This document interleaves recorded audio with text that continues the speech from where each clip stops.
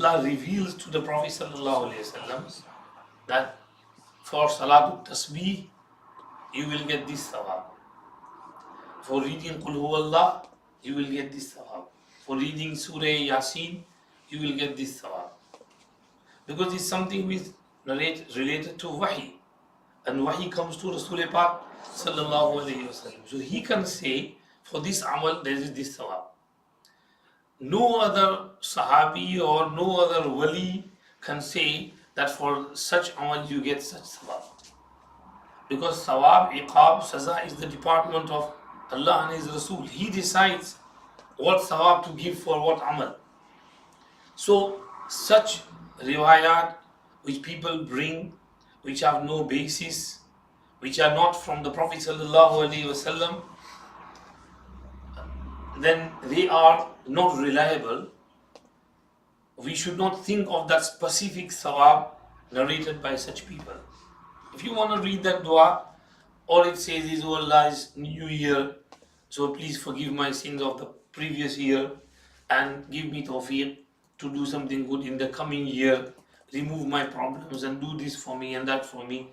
So this is general dua. You can make that dua, there's no harm in there, but don't think it's sunnah, don't think it's from hadith, and don't think that you're going to get that specific thawab which that person has mentioned on the WhatsApp video or that video clip. So why? Because this new year, Islamic calendar year, was not established in the time of the Prophet sallallahu alaihi wasallam. So how can he say pray this dua on the new year? New year was established, initiated from Hazrat Umar radiallahu anhu's time. When he saw that Islam has spread and we need some center point from which we can start our calendar, he made mashwara. And there was mashwara to start from Wafatul Rasul, another mashwara from Wiladat, another mashwara from Nabuwat. But Hazrat Umar took the mashwara of Hijrat. That Hijrat is the time when Islam was on the ascendancy, on the rise. And that was the turn of events. That is what brought change to the Islam and Muslims. So he said we should start our calendar from Hijrah, from migration of the Prophet sallallahu alaihi wasallam. So Hazrat Umar initiated this, and he said we start from Muharram. There is the mashwara of starting from Ramazan, another mashwara of starting from Rabiul Awwal. But Hazrat Umar radiallahu anhu took the mashwara of starting from Muharram. He said because after Zulhijjah, Hujjaj return from Hajj to their homes, cities, and they give themselves a fresh start. So we give ourselves a fresh new year and start our year from Muharram. So this initiation of the Islamic calendar was not from the time of the Prophet sallallahu alaihi wasallam, from Sayyidina Umar radiallahu anhu. And Sayyidina Umar is Khalifa Rashid. And we have been told to follow and hold on to the sunnah of Khulafai Rashidin al-Mahdiyyin. Addu alayha bin nawajiz. So we hold on to the sunnah of Sayyidina Umar radiallahu anhu, and it is better to use the Islamic calendar wherever possible. We over here use the solar calendar, but along with solar calendar, we should also remember our lunar calendar as well. When we print cards for wedding or whatever, we should print the Islamic date in there as well, and not just the Gregory calendar date. We should use the Islamic date as well, so we can remember what Islamic date we are going through. So, to say that this dua is specifically sunnah or some special riwayat is not correct. There is dua at the starting of the month, which Prophet ﷺ used to say, Allahumma ahillahu alayna bil amni wal imani was salamati wal islami wa jiwarin min ash-shaytani wa ridwanin min ar-rahmani. That, O Allah, let this crescent and this hilal rise over us with peace, security, with iman, firm belief, strengthening of our yaqeen and iman, and with salamati, peace, security, safety from problems, sicknesses, ailments, musibats, and with Islam, practicing on Islam. Let me practice on Islam in the month which is coming, and let this crescent rise upon us with protection from the whisperings of shaitan. Allah protect me from shaitan throughout this coming month. And ridwanim min ar-Rahman. And give me your pleasure. Be happy with me and be pleased with me during the coming month. So this dua should not only be recited on Muharram, it should be recited every month. Or throughout the whole year, 12 months, we should recite this dua, not just once. There is one riwayat which some narrate that Prophet ﷺ used to recite this, fi kulli shahrin wa sanatin. So wasanatin is only izafa from one ravi, and that ravi is da'if, there is weakness in there. Sanatin is not correct, it's mudaraj min al-ravi. Fi kulli shahrin is the correct riwayat over there. So Muharram has started, we all make this dua. Make this dua, Allahumma ahillahu alayna bil amni wal imani was salamati wal islami wa jiwarin wa juwarin min ash-shaytani wa ridwanin min ar-rahman. May Allah protect us from shaitan and give us the pleasure throughout the month of Muharram and then throughout the months which are coming. So Muharram is a blessed month. In Islamic calendar, there are a few months which are blessed like Ramzan, Zulqa'dah, Zulhijjah. Muharram is also a blessed month. Prophet ﷺ has encouraged us to keep rozas in the month of Muharram. He said the best rozas after Ramzan are the rozas of Muharram. So if you can keep these rozas, do so. One riwayat narrated by Shaykh Abdul Jilani rahmatullahi alayhi in Ghunyatul Talibin, page 314, says, Man sama yawman min al-Muharram falahu bi kulli yawmin 30 yawman. Whoever keeps one roza in Muharram, then for every roza he'll get sawab of keeping 30 rozas. So try and keep some rozas in Muharram. If you can't keep the whole Muharram, Monday and Thursday. Also Ashura. Prophet ﷺ said, Ashura's roza will expiate for the sins of the previous year. أحتسب على الله أن يكفر السنة التي قبله. So try and keep Ashura roza. This year, Ashura will be hopefully on the 20th of this month, Thursday, next Thursday.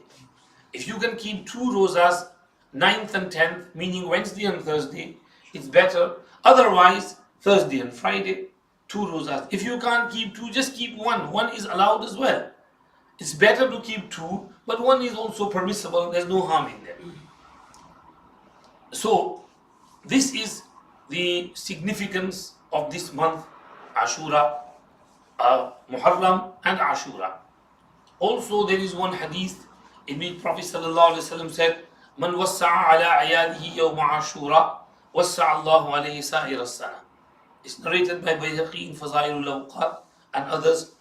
Whosoever expands provisions on his family on the day of Ashura, Allah subhanahu wa ta'ala will expand his rizq throughout the year. So if you want wus'at and barakat in your rizq, then this is one good idea. Be nice, kind, generous, a little bit extra, go the extra mile with your family members. Do spend on them more, because what you spend on your wife, on your children is also a sadaqah. You get double sawab of sadaqah when you spend on your family, fulfill their needs. So be kind to your family. Bring some extra fruit or extra food, something, treat them with something. If they need something, buy that for them. I mentioned like washing machine, dishwasher, microwave, anything else which they need. And you know that we need something new, then bring that new for them. Inshallah, Allah subhanahu wa ta'ala will be happy with you when you make your wife happy, your children happy. Allah will be pleased as well. The hadith is da'if. However, you can't practice on da'if hadith in virtues and fadailul a'mal. It's not fabricated, it's not mawzu. There's some weakness in the chain. Sufyan ibn Uyayna says, جَرَّبْنَاهُ فَوَجَدْنَاهُ كَذَلِكَ. We experienced this and we found it in the same way, meaning it's a tried and tested practice. I've tried it, and alhamdulillah, every year Allah subhanahu wa ta'ala made my life and my rizq easy for me. So this is something connected to Muharram. Now in Muharram, many incidents have happened. During the time of the Prophet sallallahu alaihi wasallam, the battle of Khaybar with Jews took place in Muharram, the year 7 after Hijrah. Nabi Kareem sallallahu alaihi wasallam had gone to Makkah Mukarramah for Umrah in Zulqa'dah, the year 6 after Hijrah. Mushrikeen of Makkah stopped them and did not allow them to perform Umrah and returned them from Hudaybiyah after writing down that treaty which is called Sulh Hudaybiyah. So Prophet ﷺ cancelled his Umrah, opened his Ihram in Hudaybiyah without entering Makkah and without doing Tawaf Sa'i. He opened his Ihram, he did his Qurbani, shaved his head, came back to Medina Munawwarah. So the Jews of Khaybar thought, oh, Muslims are weak. This is a good time to attack them. They were weak, that's why they had to retreat and come back without a fight. They couldn't put up a fight with Makkans, so we can go and destroy them now. So they were preparing an army. Nabi Kareem sallallahu alayhi wasallam got some intelligence that the Jews of Khaybar are raising their heads and planning to attack Medina Munawwarah. So Prophet sallallahu alayhi wasallam took those Sahaba who were with him in Sulh Hudaybiyah, who were 1,400 in number. He said nobody else can come besides those who pledged their bay'at under Bayatul Ridwan, under the Shajara. إِذْ يُبَايِعُونَكَ تَحْتَ الشَّجَرَةِ. Only those 1,400 can come with me. We don't want any new, fresh soldiers. And he took those 1,400 Sahaba, surrounded Khaybar for a few days, and then finally Khaybar was conquered at the hands of Sayyiduna Ali ibn Abi Talib karramallahu wajhahu. This incident happened in Muharram. In Muharram, another incident narrated by Hafiz ibn Hajar al-Asqalani rahmatullahi alayhi in Al-Isaba is that the wedding of Hazrat Ali and Fatima radiyallahu anhuma took place in Muharram. There are some other dates as well. Some said in Shawwal, some said Zulqa'dah. Hafiz ibn Hajar has narrated those aqwal. Among them, one call he has narrated is that Hazrat Ali and Fatima's marriage, wedding, walima took place in Muharram. Maybe the wedding nikah was done in Shawwal, but rukhsati was done in Muharram. Possibility if you want to combine between both riwayat. However, there is this call. What does that indicate? That having shadi and nikah in Muharram is nothing manhus. Shias have said that you can't do shadi in Muharram, otherwise there will be nahusat in the shadi and there will be no barakat in there. Therefore, they don't allow anyone to do nikah in Muharram. This is wrong. This is a bid'at of Shia. We as Ahlul Sunnah wal Jama'ah have never taken this on board. When the bride and the groom are ready, nikah should immediately be performed and rukhsati should be done. There should be no delay in there due to some date or month or calendar. This is from others. This is from the mushrikeen who used to take absugan and bad omen and ill fate from dates. They look at the horoscope and what is the date and this and that, this month, that month, this month. They show their palms to the palm readers. Oh, don't do your wedding in October. You have to do it in December. Otherwise, you're going to have this problem, that problem. They believe in these types of stars and things. Muslims don't have anything to do with that. Any date is good date for a wedding.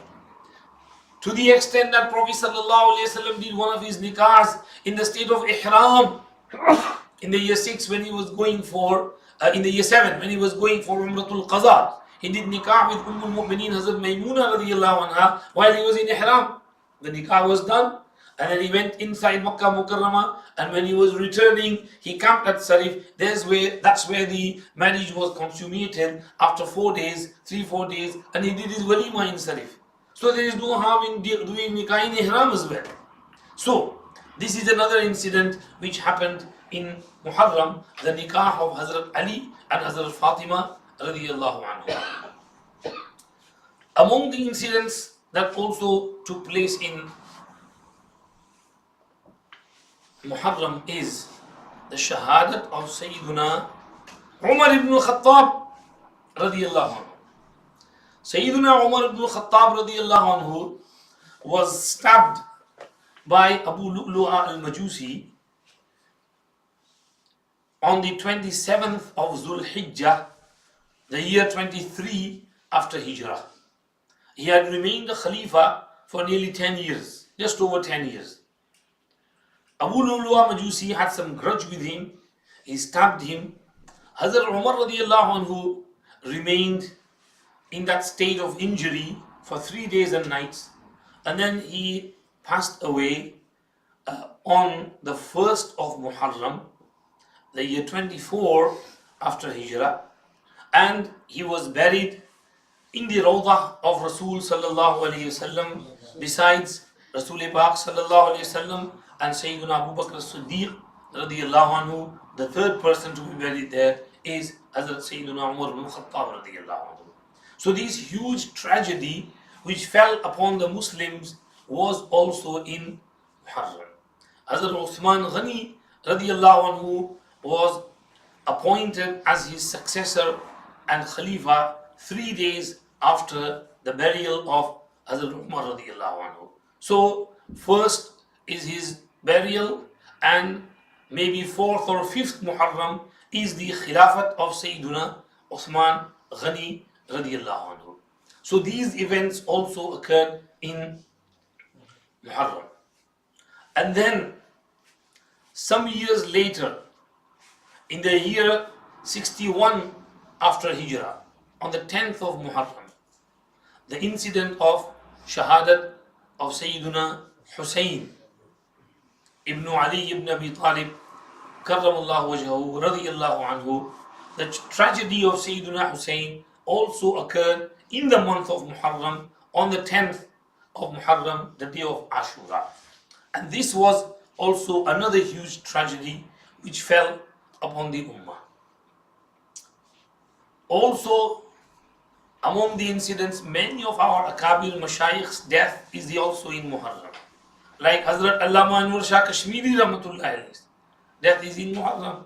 Among some of our Mashayikh of Tasawwuf, some names are mentioned, I think of Baba Fariduddin Ganshakar Rahmatullahi alayhi, some others. So these many incidents are narrated by Mu'arrikheen in the books. Today we want to focus on these two incidents. Mainly people talk about Shahadat Hussein, but they forget Shahadat Sayyiduna Umar.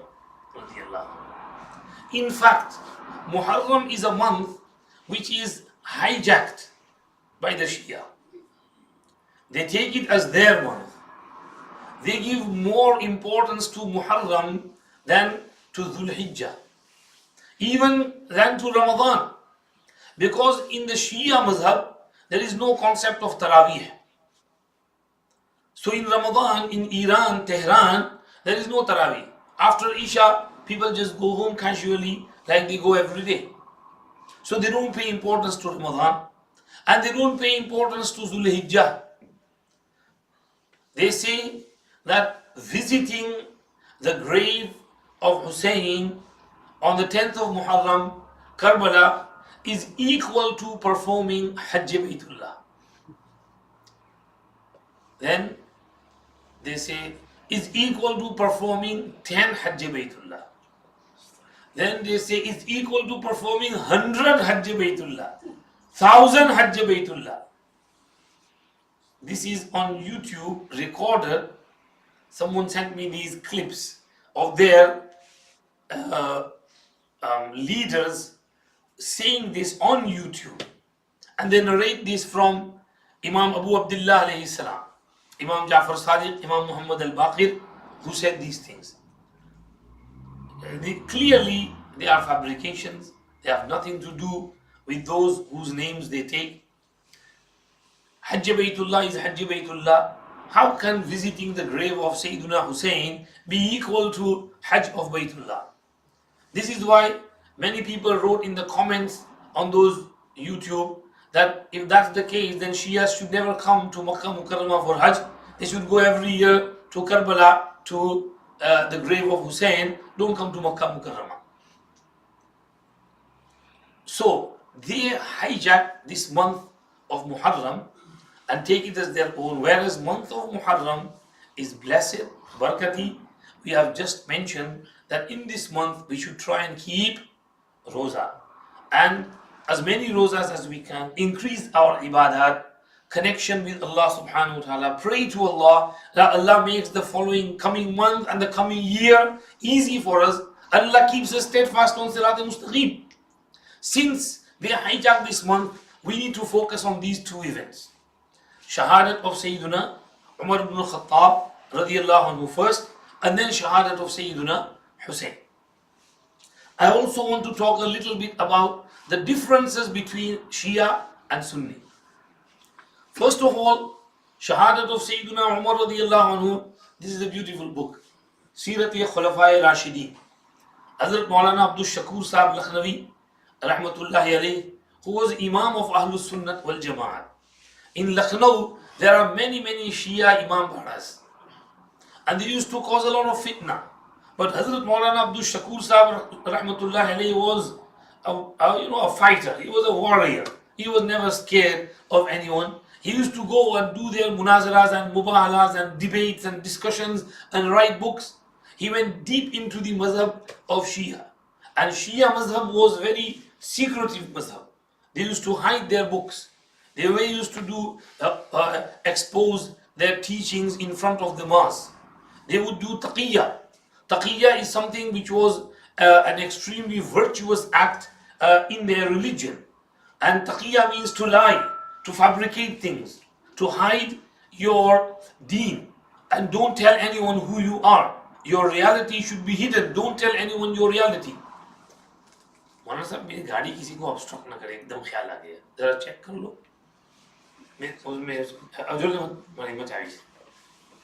So Shia used to do taqiyya, and they say that you have to hide your religion, don't tell anyone who you are. So they used to hide their books. Maulana Abdul Shakur Sahib Faruqi Lakhnavi rahmatullahi alayhi, somehow got hold of their books, went deep into it and exposed them. And then sometime later Maulana Manzoor Nu'mani Sahib wrote this book, Irani Inqilab, Imam Khomeini or Shi'iyat. He also went to the original sources from Usul Kafi and their books. Usul Kafi is like their Bukhari.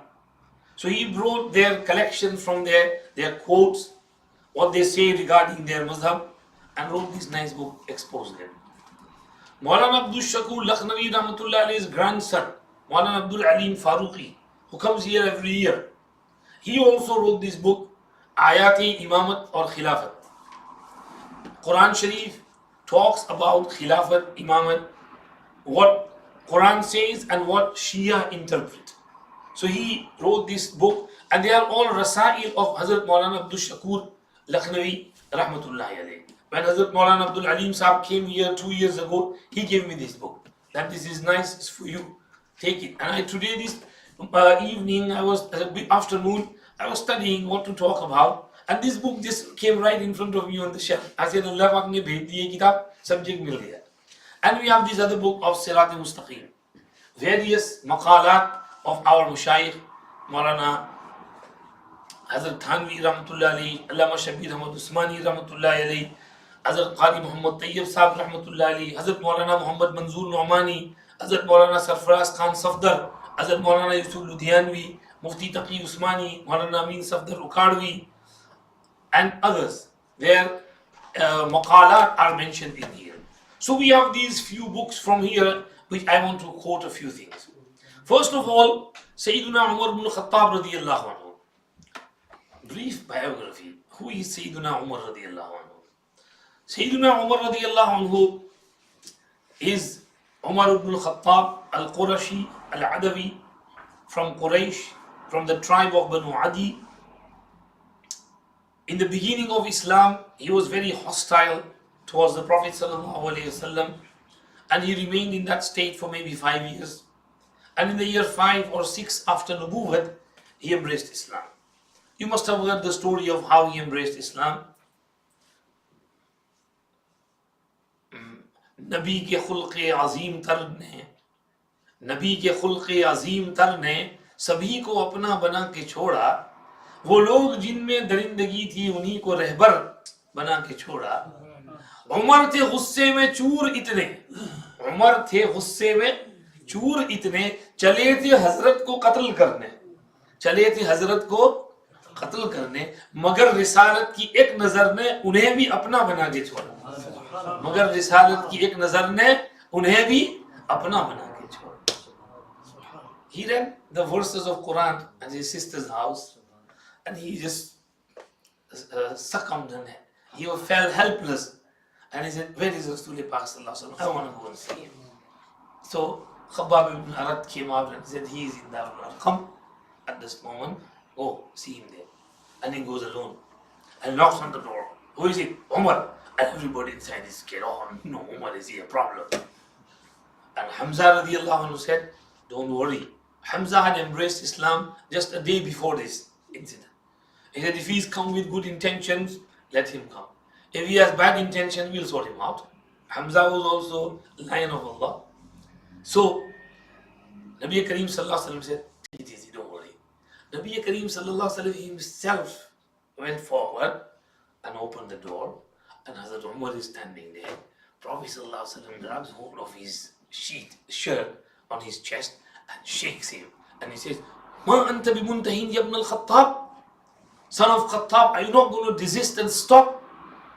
And Umar fell to his knees and he said, Ashhadu an la ilaha illallah wa ashhadu anna Muhammadan abduhu wa rasuluh.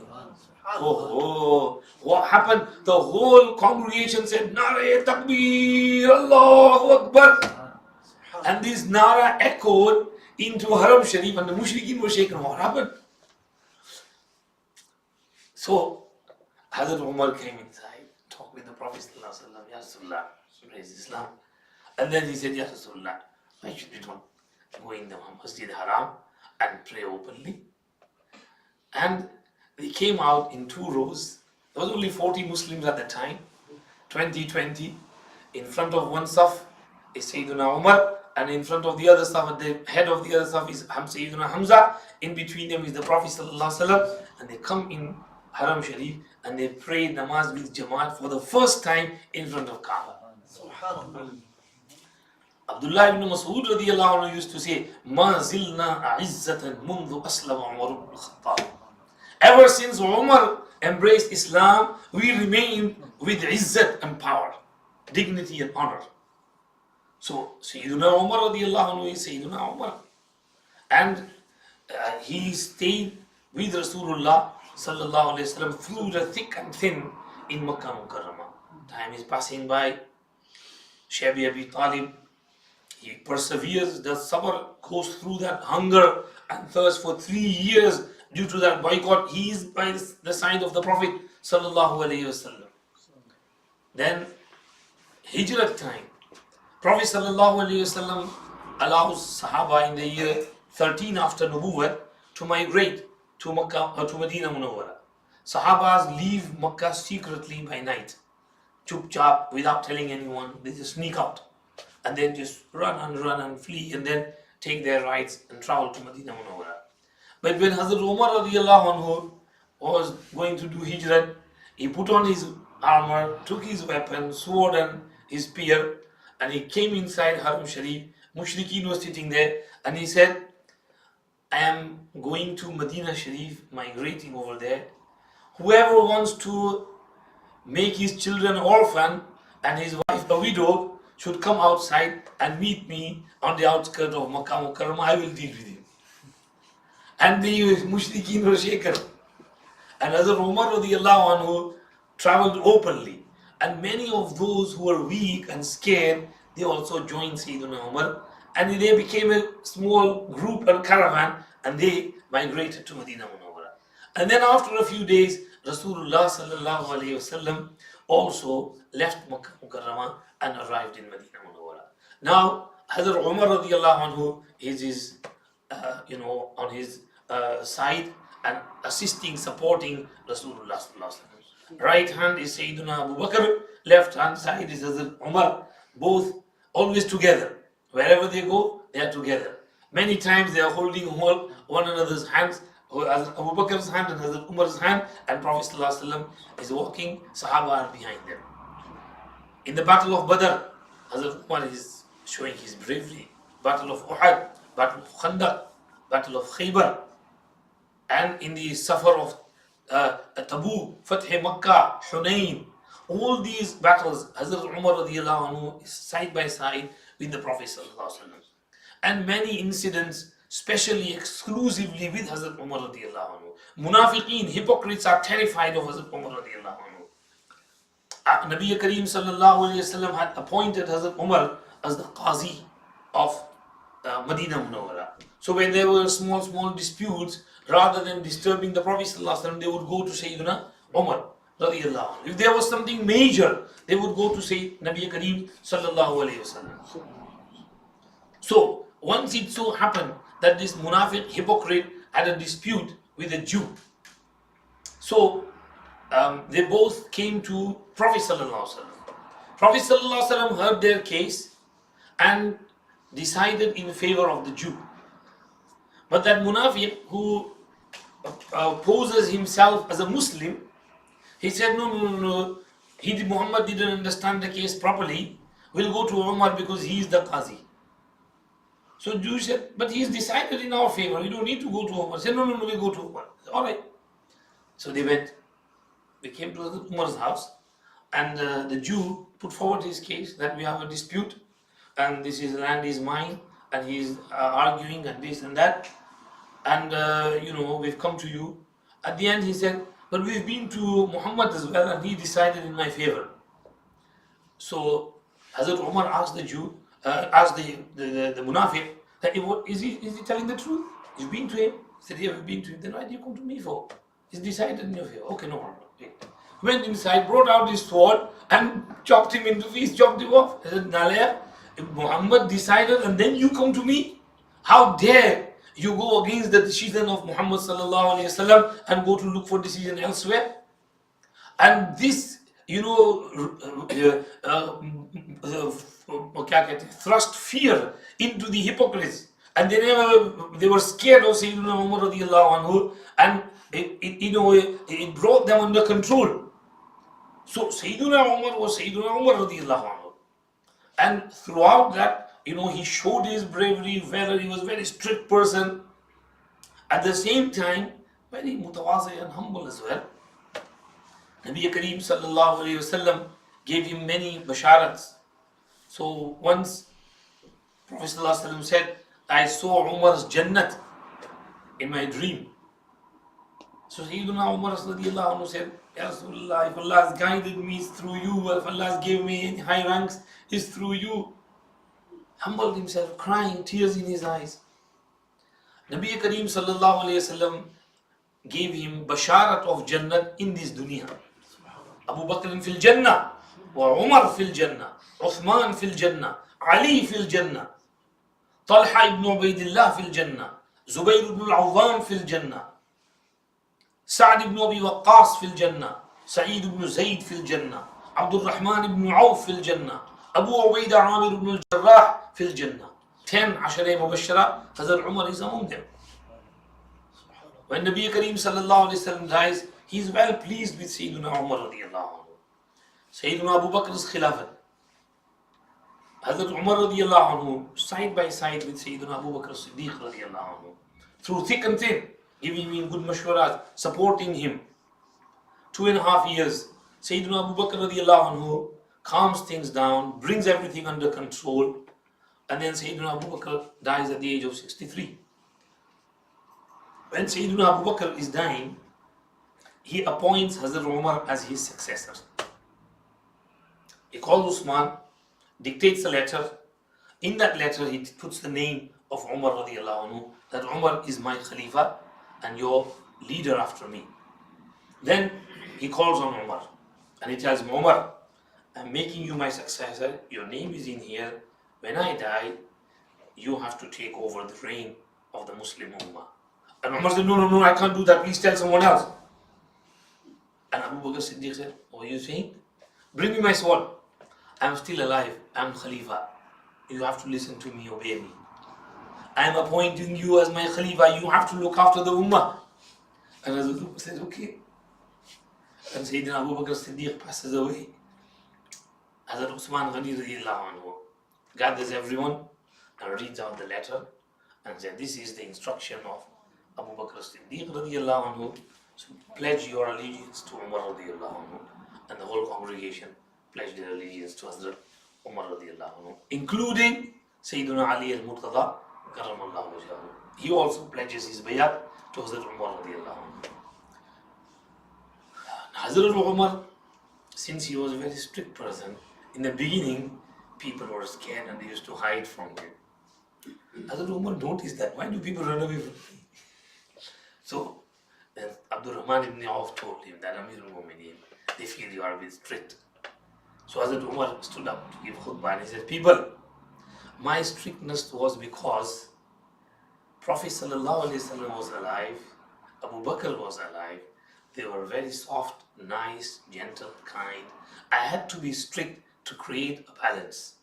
But now, since I have become your leader, I myself will become lenient for you. Those of you who have your haqq, then your foot will be over my neck until you get your haqq. But those who devour the haqq and right of others, my foot will be on their necks until I take the haqq from them and give it to the rightful person. So I'll try to be as lenient as I can. Don't worry, relax.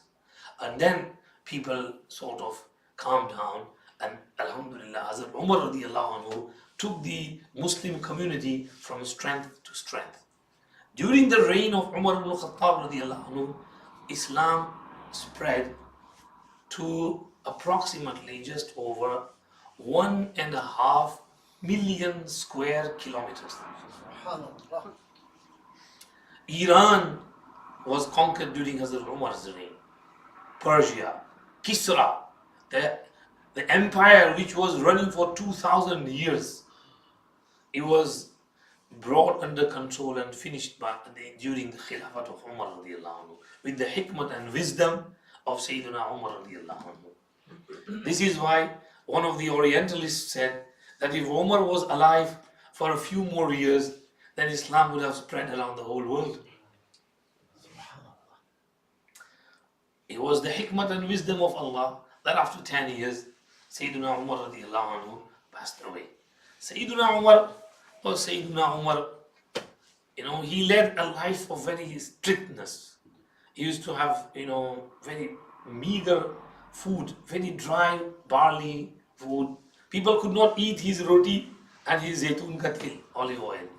He used to wear clothes which were coarse. One Sahabi says, I saw Umar in Hajj. He was pelting shaitan, jamarat, and on his sheet were 12 patches. We can't have even one patch in our jubba. If we see a patch on someone's jubba, we say, we find it odd. But here is Amirul Mu'mineen, he's wearing a sheet with patches on them. And he was so simple, he used to lead a normal person's life. Once Kisra's envoy came to see Umar radiallahu anhu. He asked people, where is your leader? And they said, he's gone out on the outskirts, he's looking after the camel over there, camels of Sadaqah Zakat. So he went there and he saw that Umar was lying under the tree and his pillow was a stone or a rock. He was resting, his whip was by his side and he was in deep sleep. And the envoy was shaken. This is Amirul Mu'mineen, from whom Kisra and all the world is scared and they are terrified of him. And he is sleeping in this manner on the floor beneath a tree and placing his head on a stone and rock. This was simplicity of Sayyidina Umar. Why did he used to remain so simple? Because he said, I have many governors working under me. If I spend a lavish lifestyle, they want to try and go ahead of me. So I have to stay simple. So they also bring themselves down and lead a simple life as well and do insaf and justice with the community. So Sayyidina Umar radiallahu anhu, when he became Khalifa, he had only one wife, and he said to her, go and marry someone else. I'm giving you divorce because I'm scared because of this married life. I might not be able to fulfill my duty properly. She said, okay. After some time, he married the daughter of Sayyidina Ali al-Murtada karramallahu wajhahu. Sayyidina Ali Murtada karramallahu wajhahu's youngest daughter was Kulthum. He had 4 children, Hassan, Hussein, Zainab and Kulthum. So Sayyidina Umar proposed for Kulthum. Sayyidina Ali said, okay, I'll make mashwara with her brothers and let you know. So he came home and asked Hassan Hussein that Umar has proposed for your sister Kulthum. What is your opinion? And they both said with one voice that, Abba, there is no one on the face of this earth more pious and better than Umar ibn Khattab. I think you should give him our daughter, our sister. So Hazrat Ali said, okay, asked Kulthum said, I'm happy. So Hazrat Ali conducted the wedding, and Hazrat Umar, going against the norm, gave her a dowry and meher of 40,000 dirhams. He said, Ali, I only want to marry your daughter because I have heard the Prophet ﷺ say, on the day of Qiyamah, all relations will be severed, cut off, except my relations. So I want to be connected and joined with the relation of the Prophet ﷺ by marrying a Sayyida. Even though he was father-in-law of the Prophet ﷺ, but he also wanted to join in the family of the Prophet ﷺ through the Sayyida. And Sayyidina Umar had 2 children with Kulthum, Zaid and one daughter. So Hazrat Umar and Hazrat Ali, both extremely loving, caring with one another. In fact, in important matters, Hazrat Umar couldn't do without mashwara of Sayyidina Ali. Many times he would say, Lawla Aliyun lahalaka Umar, qaziyatun wala Aba Hasanin laha. This is an incident and Abu Hassan is not here. This is, if Ali wasn't here, then Umar would have been destroyed. Ali saved me. So Hazrat Umar, Hazrat Ali, extremely loving, atmosphere among them. This animosity which is shown by the Shia Rafzis is all fabrication. They make up this story that Umar had hatred with the family of the Prophet ﷺ, and after Prophet's death, Umar went to Fatima's house and he poked in her stomach and she was pregnant and he caused her to miscarry, and that's what caused the bleeding and the death of Fatima. Na'uzubillah, astaghfirullah. Fabrication. Hazrat Umar, if Hazrat Umar did that, would Hazrat Ali let him live? Hazrat Ali was Sher Khuda. Hazrat Ali would have took revenge of his wife, Hazrat Fatima radiallahu anha. So it's all fabrication.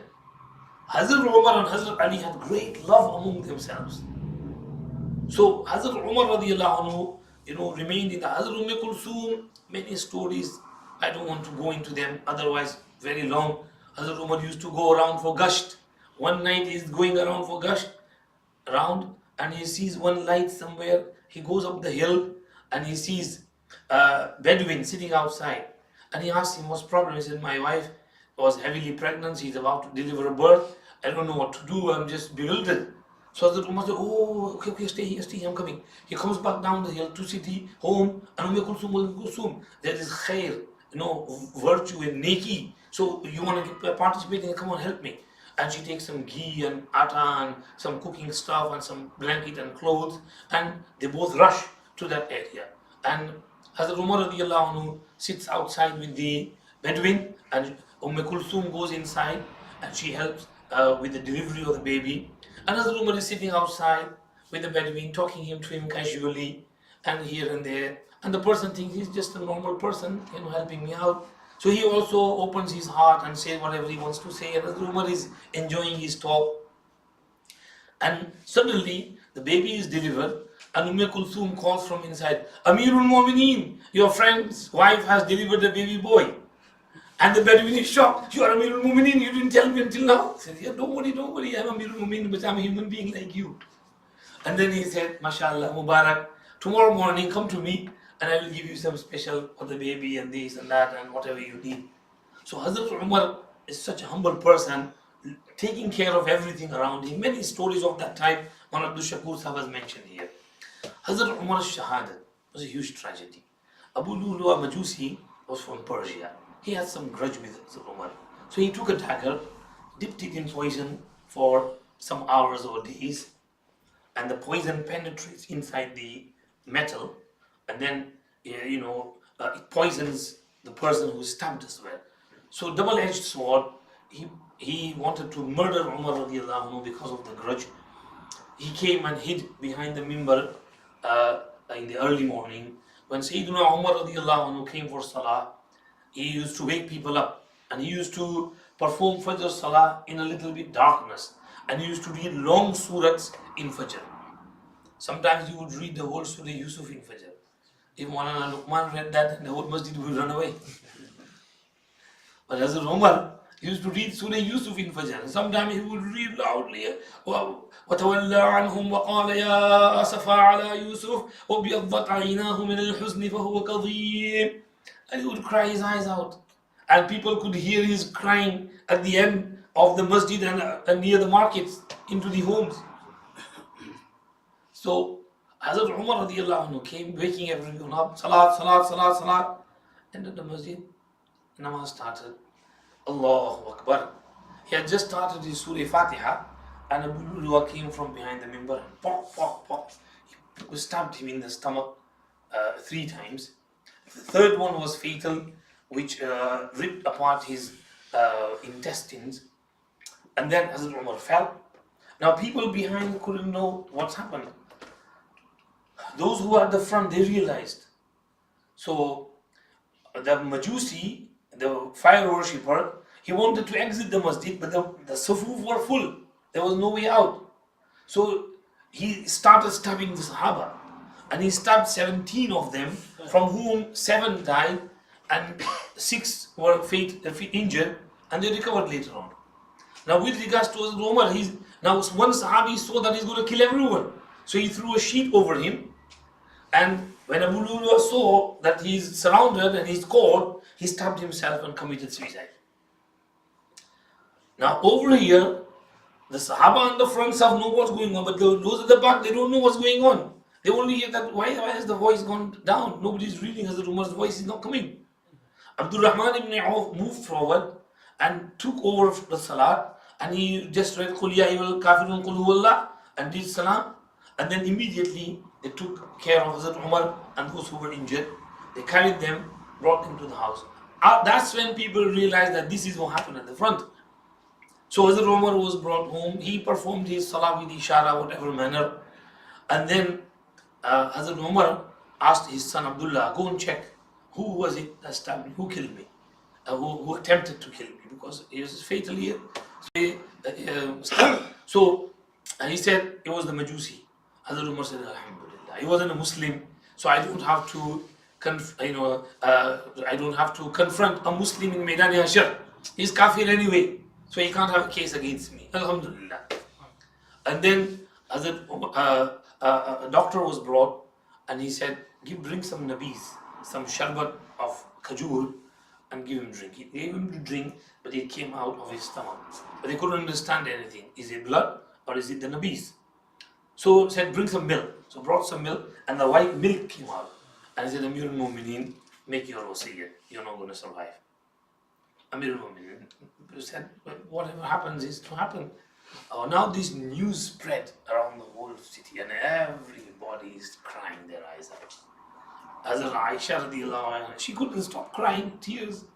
Hazrat Umar was Hazrat Umar, such izzat and honor and such affection, and his love for the community, his caring and looking after everyone, distributing wealth with such justice and insaf and everything. People knew Hazrat Umar radiallahu anhu, so they were all crying. And riwayat say people had not seen such a day of crying after the death of Rasul Kareem sallallahu alaihi wasallam. Whole Medina was crying. People are coming and giving their respect to Hazrat Umar radiallahu anhu. 1 day, 2 days, 3 days pass. Hazrat Umar gives some instructions. Long story, cutting short. Before his death, he says to his son Abdullah, go and ask Aisha, Umm al-Mumineen, if I can be buried with my two friends, Rasul Pak sallallahu alaihi wasallam and my Abu Bakr Siddiq.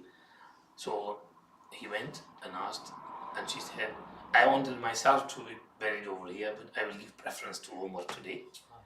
She permitted. Abdullah came back and she said, Amir al-Mumineen, she is permitted, given permission. And she said, Alhamdulillah, ma kana shay'un ahamma indi min zalik. That was the most important thing to me. He used to make dua, Allahumma rzuqni shahadatan fi sabilik waj'al mawti fi baladi rasuli. Allah, give me shahadat in Medina and my death in Medina as well. Give me shahadat in your path and death in Medina. That was amazing dua, but Allah accepted it.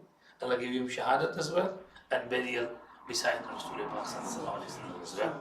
Hazrat Umar was buried there, and he had said that within 3 days, appoint your Khalifa from one of these 6.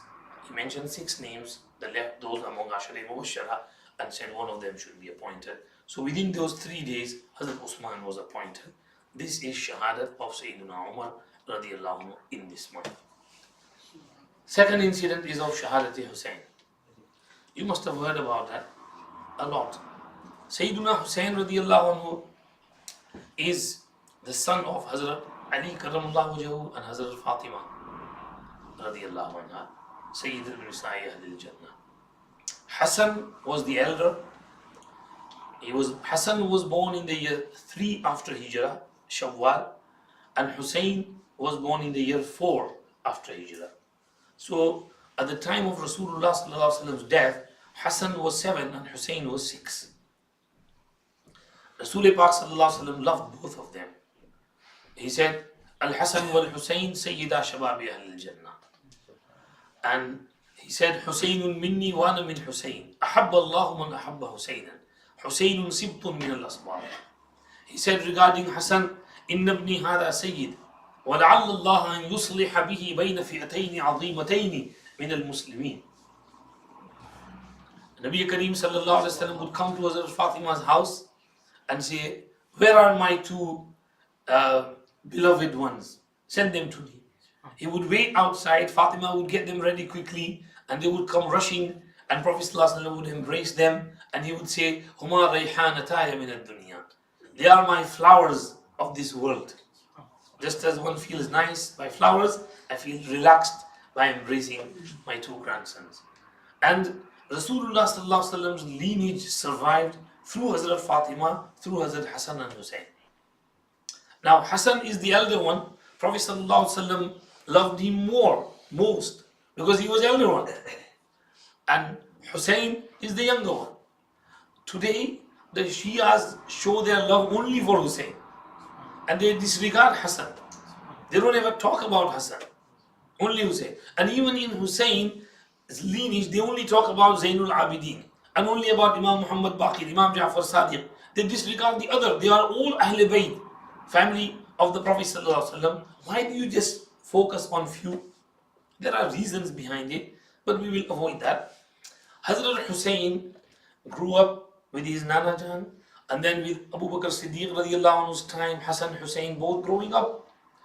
On one incident, Abu Bakr Siddiq radiallahu anhu comes out of the masjid. Hazrat Ali is with him, and Hassan is playing with the kids. So Hazrat Abu Bakr approaches Hassan and carries Hassan, hugs him, and puts him on his shoulders. And he is carrying Hassan, and he is saying, Bi Abi Shabihun bin Nabi, Laysa Shabihan bi Ali. May my father be sacrificed for this child. He resembles Nabi more than Ali. And Ali was smiling. So Hassan Hussein growing up in the time of Abu Bakr. Then in the time of Umar, now they are growing up. Hazrat Umar radiallahu anhu is very nice with them. Hazrat Umar gives them gifts, brings special clothes for them, fixes special allowances for them. Hazrat Ali is happy. He just heard the incident of marriage of Kulsoom. Hassan Hussein both said, yes, give our sister to Hazrat Umar radiallahu anhu. Many incidents during the time of Sayyidina Umar radiallahu anhu. He fixes allowance for Hassan Hussein, same as the allowance of Ahle Badr. Special clothes are brought for them. Incidents there. Hazrat Umar passes away, Hazrat Usman's time. Hassan, Hussein are grown up. Hazrat Usman has great love for both, because who's Hazrat Usman? Hazrat Usman is their Khalu, because their Khala, Hazrat Ruqayya and Hazrat Kulsoom were married one after the other with Hazrat Usman.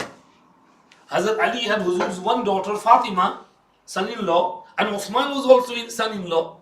So Hazrat Usman was their Khalu, uncle. So Hazrat Usman had great love for them. Hazrat Usman used to give them gifts and presents. And Hazrat Hussein was grown up about 23, 24 at that time. And Hazrat Usman sent him in one of the battles of Khurasan, and some futuhat of Khurasan were by the army in which there was Hazrat Hussein as well.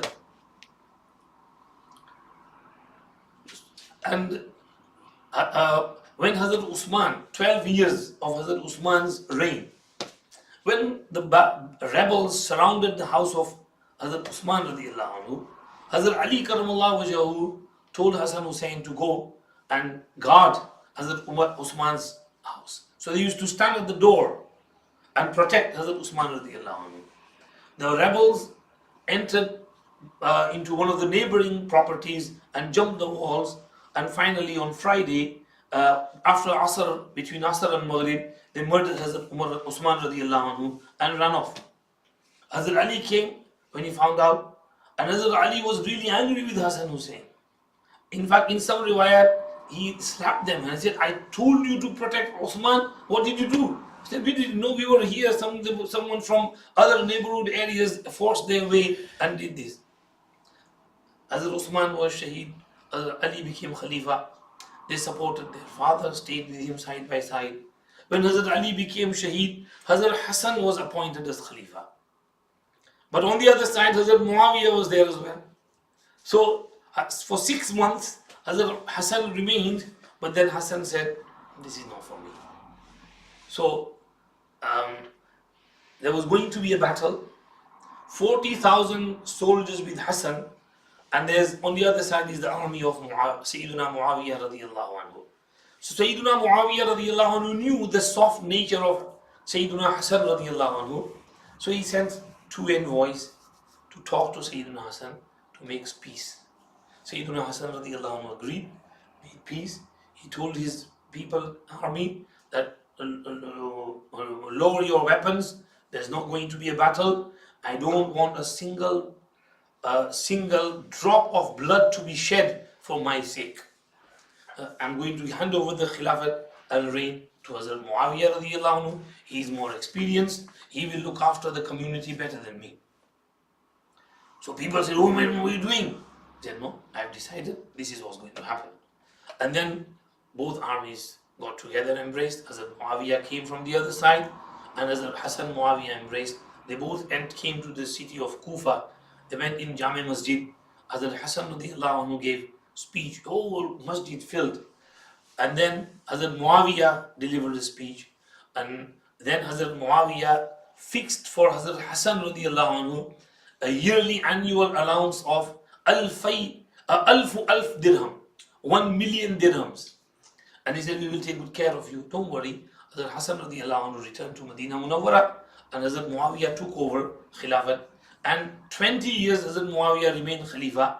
And the civil wars which were happening in the time of Ali, which had stopped the advance of Islam, they again proceeded and progressed during the time of Sayyidina Muawiyah radiallahu anhu. And Cyprus and all these areas after the oceans, they were conquered during the time of Sayyidina Muawiyah radiallahu anhu. So Hazrat Hassan radiallahu anhu did Sulah. Hazrat Hassan died in the year 50 after Hijrah. So Hazrat Hussein now became the leader of the Ahl Bayt household of the Prophet ﷺ. He was nearly 50 at that time, 47. to be precise. He became the leader of the household. Hazrat Muawiyah died in the year 60. However, before he died, he appointed his son Yazid as his successor. Yazid at that moment was well trained by Hazrat Muawiyah, but upon the death of Hazrat Muawiyah, he suddenly changed his ways and started doing wrong stuff. So Ahle Medina were not happy with him. Ahle Hijaz were not happy with his appointment. They wanted Hazrat Hussein to be the leader. The people of Iraq also wanted Hazrat Hussein to be the leader. So they said, we are not going to do bayat to Yazid. He's only 33. He doesn't deserve it. Hazrat Hussein is nearly 50 now. So he is the right person. We want to make him as Khalifa. So there was dispute. And Hazrat Hussein wanted to settle that dispute and create unity among the Ummah and get rid of that rift among the Ummah. So the people of Iraq wrote letters, they invited Sayyidina Hussein. Sayyidina Hussein went there to unite the Ummah. And however, Yazid was a very cunning, clever person. He appointed a ruthless ruler, Ubaidullah bin Ziyad, over Kufa. Instructed him to finish off Hussein. So Ubaidullah bin Ziyad dispatched an army and they met Hazrat Hussein and his family members in the Maidan of Karbala. Now Hazrat Hussein and those who were with him were only over 100, 125, 30 people and an army of 3,000 in front of them. So Hazrat Hussein tried to make peace and reconciliation, but Ibn Ziyad was not prepared for that. He kept sending messages upon messages. There should be no peace with Hussein, just finish him off. So the army surrounded and they decided finally to attack. And it was Friday and Hazrat Hussein radiallahu anhu, in the morning he prepared and those who were with him, they said, we will defend you, we'll try our best. And fight started and one after the other, they were getting killed. Hazrat Hussein was also there in the battle. Many incidents. The day went on. It's time for Zohar. Hazrat Hussein performed Zohar because he was Musafir, no Jummah. So he prayed Zohar while he was busy in the battle. Somehow managed to pray a few rakats and then battle started again. And finally, they murdered Sayyidina Hussein in the Maidan of Karbala. They kept him thirsty, they didn't let him drink water. He went near the river, but they threw short arrows at him. So he was stopped and he had to turn back. And finally this attacked him, severed his head from his body. And the Zalims, they trampled with their horses over the body. And they took that head with them to Ibn Ziyad, who was messing around with the head of Sayyidina Hussein radiallahu anhu. And then he sent it to Dimashq along with the family, those who remained. But Yazid at that time showed some remorse and kindness towards them and allowed the family to return to Medina Munawwara. It is said that Hazrat Hussein's head was also taken by the family and was buried in Jannatul Baqi beside his mother Hazrat Fatima and his brother Hazrat Hassan radiallahu anhu. So Shahadat of Sayyidina Hussein on Ashura, the 10th of Muharram, Friday, the year 61 after Hijrah, a great tragedy of the grandson of Rasul Kareem sallallahu alaihi wasallam.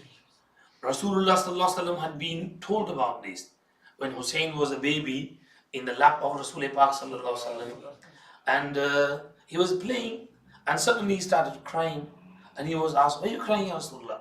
And he said, Jibreel salam came and told me that my ummah will murder this child of mine. And the lady asked, Rasulullah, your ummah? I said, my followers will kill my son. And this prophecy was made many, many years ago, and that's what happened. So, Rasulullah sallallahu alaihi wasallam's grandson, family members, not only Hazrat Hussein, but many, 72 of his family members and his helpers were killed in the Maidan of Karbala. So this is Shahadat-e Karbala, Shaheed-e Karbala, huge tragedy in Muharram. But our Ummah has always offered sacrifices for Haqq. Hazrat Hussein's sacrifice was for Haqq. He stood by haqq. When he saw that this is haqq and true, he said, I'm not going to give up. He tried his best, but it was not to be. It was not meant to be. Allah will reward him. Hazrat Hussein is Hazrat Hussein. He is Shaheed. We don't need to lament today. Why? Because you lament on someone who dies. Hazrat Hussein is alive. Because he is Shaheed. And Allah said, بَلْ أَحْيَاءٌ عِنْدَ رَبِّهِمْ يُرْزَقُونَ بَلْ أَحْيَاءٌ وَلَكِنْ لَا تَشْعُرُونَ. Hazrat Hussein is in Jannah, enjoying the fruits of Jannah, the good life of Jannah. Why should we lament over the shahadat of Sayyidina Hussein? We should, like Hazrat Pir Ghulam Habib used to say, when he saw some Shia saying, Hi Hussein, hum nagwe, Hi Hussein, hum nagwe. So Hazrat said, what are you saying Hi Hussein for? You should be saying Wah Hussein, Wah Hussein. Not Hi Hussein, Wah Hussein, Wah Hussein. Qurban jaye तुझ पर कि तूने जान वहाँ गर्दन कटा दी, झुकाई नहीं. नबी के नवासों ने गर्दन कटा दी, झुकाई नहीं थी. So Hazrat Hussein's shahadat is a huge tragedy for the Muslim Ummah, but we have lessons in there for us. We in this month have to make dua and do Isale Sawab for Sayyidina Hussein and Shuhada of Karbala. Hazrat Shaykh Rahmatullahi alayhi used to recite one Quran daily in the first Ashra of Muharram and send Sawab for Shuhada of Karbala. Give some sadaqah. Today we are sitting over here. Maulana Sahib is collecting chanda over there. If you can give 10 pounds each for Shuhada of Karbala, make niyat that this sadaqah is on behalf of the Shuhada of Karbala, Hazrat Hussein and his family members who gave their lives in the Maidan of Karbala.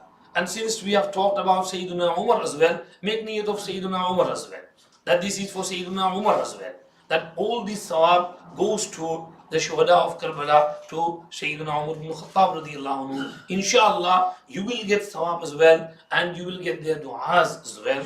This is the way to pass this month of Muharram, by remembering the incidents and events that took place in this month, and by doing something, doing something, and remembering them, talking about them, not just lamenting. If people do lament and matam and cry and wail and beat their chest and beat their faces and make themselves bleed, all this is haram. It's bid'at. It's haram. It has no basis in Islam. Islam doesn't allow self-inflicting injuries. You can't inflict injuries on your bodies. This body is an amanat of Allah. You have to protect it, look after it, eat properly, sleep properly, go to the doctors, take medicine. You can't cut yourself and injure yourself and beat yourself in that manner. So this type of matam, what Shias do in this month is haram. So you have to keep that in mind. We've covered the incidents of Muharram, shahadat of Sayyidina Umar ibn Khattab radiyallahu anhu, shahadat of Sayyidina Hussein. But the differences between Shias and Sunni are still left. Maybe some other time. Next week, चलो next week कर लेंगे इंशाल्लाह अगर अल्लाह ने चाहा, क्योंकि ये important है. आजकल शिये जो है बहुत शोर मचा रहे हैं, सब कुछ हाईजैक कर रहे हैं, समझते हैं कि वही सब कुछ है, उन्हीं का सब कुछ है. अल्लाह उनके शर से उम्मत की हिफाजत फरमाए, और दुनिया में जहाँ कहीं वो शरारत और लड़ाई की आग भड़का रहे हैं, अल्लाह उससे उम्मत को निजात अता फरमाए. दुरूद शरीफ, शॉर्ट दुआ. सुब्हानअल्लाह व बिहम्दिक, अशहदु अन ला इलाहा इल्ला अंत, नस्तगफिरुका व नतूबु इलैक. अल्लाहुम्मा सल्लि अला सय्यिदिना मुहम्मदिन नबिय्यिल उम्मी व अला आलिहि व अस्हाबिहि व सल्लिम तस्लीमा. रब्बना आतिना फिद दुनिया हसना व फिल आखिरति हसना व क़िना अज़ाबन नार. रब्बि इग़फिर वरहम व अंत खैरुर राहिमीन. या अरहमर राहिमीन, माज़ अपने फज़्ल व करम से हम सब की मग़फ़िरत फरमाइए. शुहदाए करबला की बरकत से हमारी मग़फ़िरत फरमाइए. सय्यदुना उमर बिन ख़त्ताब रज़ियल्लाहु अन्हु की बरकत से हमारी मग़फ़िरत फरमाइए. सहाबे किराम, औलियाउल्लाह, सुलहा की बरकत से हमारी मग़फ़िरत फरमाइए. सादत किराम की बरकत से हमारी मग़फ़िरत फरमाइए. हमारी टूटी फूटी दुआएं कबूल फरमाइए. हर खैर से मालामाल फरमाइए, हर शर से हिफाजत फरमाइए, हर किस्म की फितनों से बचाइए. हक़ के लिए या अल्लाह अपना सब कुछ कुर्बान करने की तौफीक अता फरमाइए. हमारे नौजवान नस्लों की हिफाजत फरमाइए. अल्लाह शियों के शर से बचाइए, राफ़िज़ियों के शर से बचाइए. मुहर्रम को हाईजैक करते हैं, हमारी नस्लों को, अहले सुन्नत को अल्लाह इसकी समझ अता फरमाइए, और दुनिया भर में अहले सुन्नत की हिफाजत फरमाइए, अहले सुन्नत की हिमायत फरमाइए. हक़ को गलबा अता फरमाइए, ज़ालिमों के जुल्म से बचाइए, मज़लूमों की मदद फरमाइए. रब्बना तक़ब्बल मिन्ना इन्नका अंतस समीउल अलीम व तब अलैना इन्नका अंतत तव्वाबुर التواب الرحيم. صلى الله وسلم على سيدنا محمد وآله وصحبه أجمعين.